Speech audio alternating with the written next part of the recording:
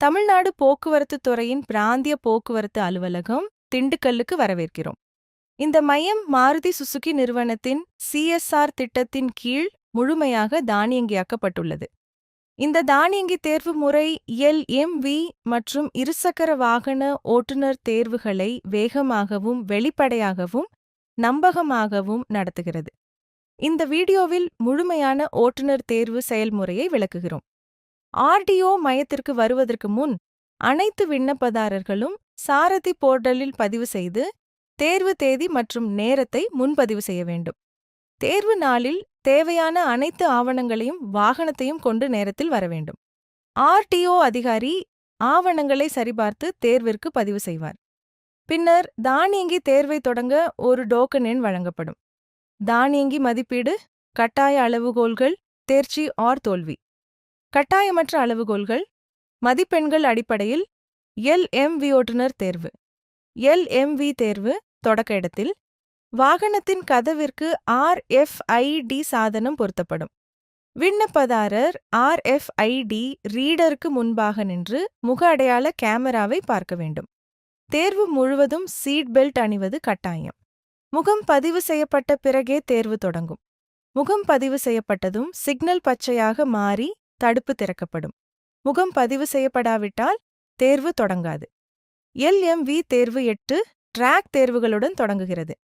சரியான ஓட்டுநர் முறைமையை பின்பற்ற வேண்டும். கருப்புகளை தாக்குதல், ரிவர்ஸ் அல்லது நிறுத்தம் அனுமதிக்கப்படாது. அதிகபட்ச நேரம் 90 வினாடிகள். இங்கு போக்குவரத்து விதிகள் பின்பற்றப்படுகிறதா என்பதை முறை சோதிக்கும்.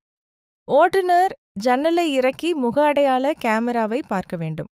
வாகனம் ஸ்டாப் லைனுக்கு முன் குறைந்தது 5 வினாடிகள் முழுமையாக நிறுத்தப்பட வேண்டும். வாகனத்தின் எந்த பகுதியும் ஸ்டாப் லைனை தொடவோ கடக்கவோ கூடாது. இந்த தேர்வு சரிவில் வாகன கட்டுப்பாட்டை சோதிக்கிறது.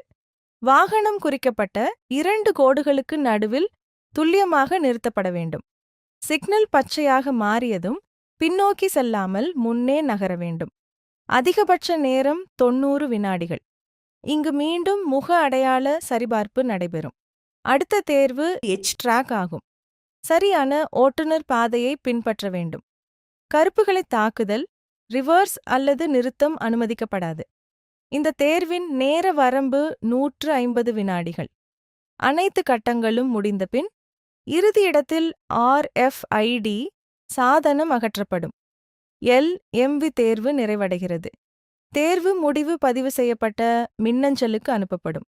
தோல்வியடைந்தால் ஒரு வாரத்திற்கு பின் சாரதி போர்ட்டலில் மீண்டும் விண்ணப்பிக்கலாம்.